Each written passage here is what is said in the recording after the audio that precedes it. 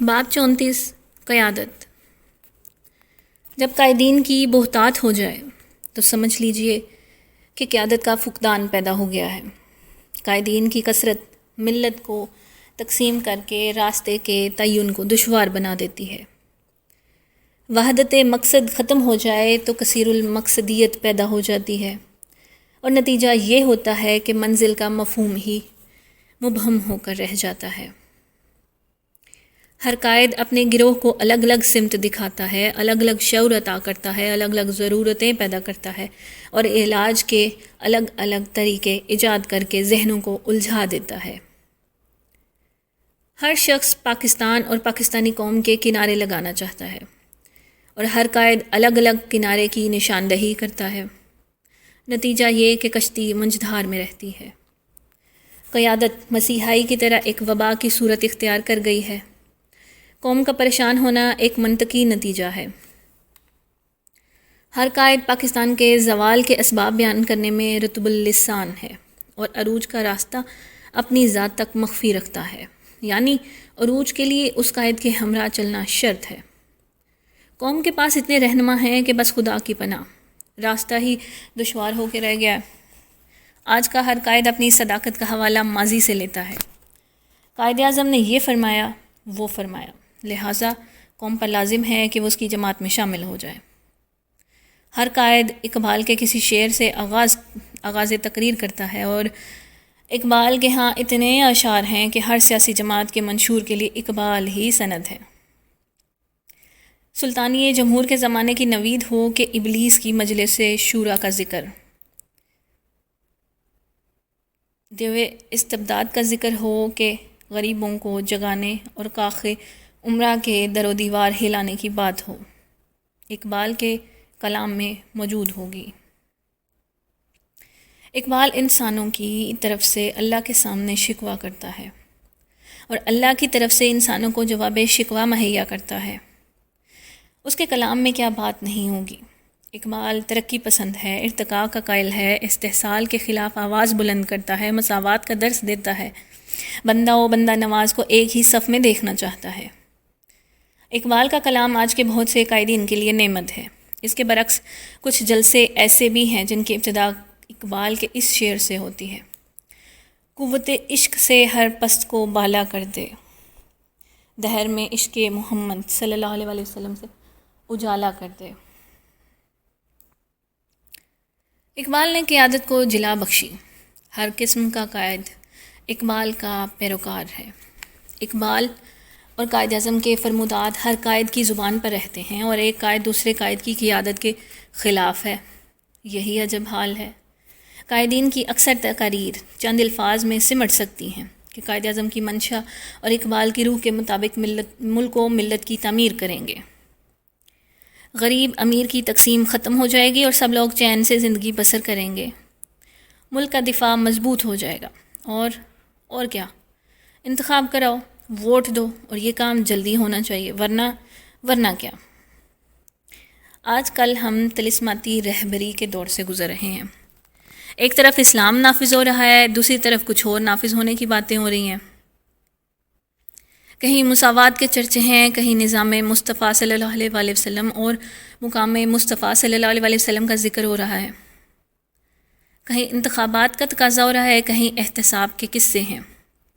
ایک شریف غیر سیاسی شہری کے لیے یہ سمجھنا مشکل ہے کہ اب کیا ہوگا۔ خطرات کے بڑھنے کا ذکر کرنے والے ایک سیاسی نصب العین کے تحت سرگرم عمل ہیں۔ خطرات سے یکسر غافل کر دینے والے اپنی سیاسی ضروریات رکھتے ہیں۔ اسلام سے محبت بیان کرنے والے اسلام کے نفاذ کے ساتھ اپنا نفاذ بھی مشروط رکھتے ہیں۔ نظام مصطفیٰ صلی اللہ علیہ وسلم کے نام پر اپنے عزائم پورا کرنا چاہتے ہیں۔ قوم قائدین کی کثرت سے پریشان ہے۔ یہ پریشانی دراصل ایمان کی زندگی کا ثبوت ہے۔ اسلام میں قیادت کا تصور دنیائے سیاست کی قیادت کے تصور سے الگ ہے، مختلف ہے، نرالا ہے۔ اسلام صرف پیغمبر صلی اللہ علیہ وآلہ وسلم اسلام کی قیادت میں زندگی بسر کرنے کا نام ہے۔ آپ صلی اللہ علیہ وآلہ وسلم کی قیادت کے علاوہ کسی قیادت کی اطاعت واجب ہی نہیں۔ مومن اللہ اور اللہ کے حبیب صلی اللہ علیہ وسلم کے احکام کا پابند ہے۔ بات کہنے کی نہیں، لیکن پھر بھی یہ حقیقت ہے کہ ایک سادہ لوح پاکستانی کو حضور اکرم صلی اللہ علیہ وسلم کے علاوہ کسی اور قائد کا، خواہ وہ قائد اعظم ہی کیوں نہ ہو، پیغام سنا دیا جائے تو بیچارہ کچھ سمجھ نہیں سکتا کہ اسے کس کا حکم بجا لانا ہے۔ ایک زندگی میں ہم کس کس کی لاج نبھائیں؟ حکومت کا حکم ماننا کہ ہماری حکومت ہے اور اب تو منتخب ہے بلکہ نو منتخب ہے۔ حکومت کا حکم تو ماننا ہی پڑے گا، مگر بات سمجھ نہیں آتی کہ حکومت جلسے کیوں کرتی ہے؟ عوام کے کتنے ہی کام ہیں جو حکومت کے ذمہ ہیں، انہیں ہونا چاہیے۔ بڑے شہروں میں ٹریفک کے مسائل ہیں، سڑکوں اور گلیوں کی حالت ہے، بجلی اور گیس کے مسائل ہیں، تعلیم کے بڑے ہی مسائل ہیں، نوکری کے حصول کی دشواریوں کے مسائل ہیں۔ حکومت ان کو حل کرے اور اس کے علاوہ قوم کو ایک واضح واحد مقصد حیات عطا کرے۔ اگر اسلام نافذ ہی کرنا ہے تو اللہ کی خوشنودی کے لیے کر ڈالو۔ لوگوں کی خوشنودی کی ضرورت ہی کیا ہے؟ شاید اسلام کے نفاذ کا مرحلہ مشکل ہے۔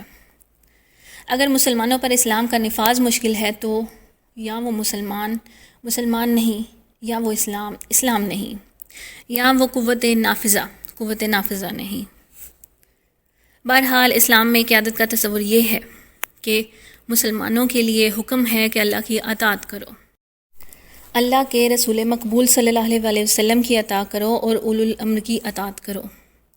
اولو الامر کی بحث نہیں، یہ بحث واقعہ کربلا سے ختم ہو گئی۔ اولو الامر یزید نہیں تھا، امام عالی مقام تھے۔ اگر حق میں وقت کے اوصاف اسلام کی منشا کے علاوہ ہوں تو اسے اولو الامر نہ کہو۔ اگر وہ اسلام میں فرما بردار ہے تو اس کے اولو الامر ہونے پر غور کر لینا نامناسب تو نہیں۔ بہرحال یہ فیصلے علماء کرام کے ہیں۔ ہم اپنے پرانے قائدین کے دن مناتے ہیں، صرف ایام منانے سے مسئلہ حل نہیں ہوتا۔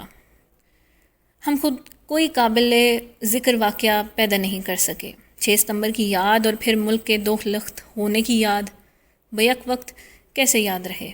ہم کچھ بھول سے گئے ہیں۔ ہمیں صرف قائد بننے کا شوق ہے۔ قائد وہ ہے جو پچھلی قیادتوں سے آزاد کر دے، اور مسلمان ماضی سے آزاد نہیں ہو سکتا۔ یہی اس کی خوبی ہے اور یہی اس کی خامی۔ خوبی اس لیے کہ مذہب ہمیشہ ماضی سے وابستہ رہتا ہے، خامی اس لیے کہ مسلمان کسی نئے تصور کو ماننے کے لیے قطعاً تیار نہیں۔ روس افغانستان کی مدد کرنے کے لیے نئے تصور حیات سے حاضر ہے اور مسلمان مجاہد مصروف جہاد ہے۔ امریکہ اپنے لامحدود خزانوں کے باوجود امام خمینی اور معمر قذافی کو ایک آنکھ نہیں بھاتا۔ مسلمان کے لیے کسی قیادت کا جادو بے اثر ہے، اس کے لیے صرف خدا کا رسول صلی اللہ علیہ وسلم بس کافی ہے۔ قیادت کی اطاعت اگر اسلام کے علاوہ ہو تو شرک ہے۔ اگر اللہ کے علاوہ معبود بنانا شرک ہے تو اسلام کے علاوہ کسی اور نظریے کی اشاعت اور اطاعت بھی شرک ہے۔ قائدین کی بہتات میں ابھی تک قائد نظر نہیں آتا۔ قائد وہ جس کی اطاعت ہمارا دین ہو، جس کے لیے جان نثار کرنا شہادت ہو۔ اسلام میں قیادت تقوی سے مشروط ہے۔ صاحب تقوی اس زندگی کو آنے والی زندگی کی تیاری سمجھتا ہے، وہ اللہ کو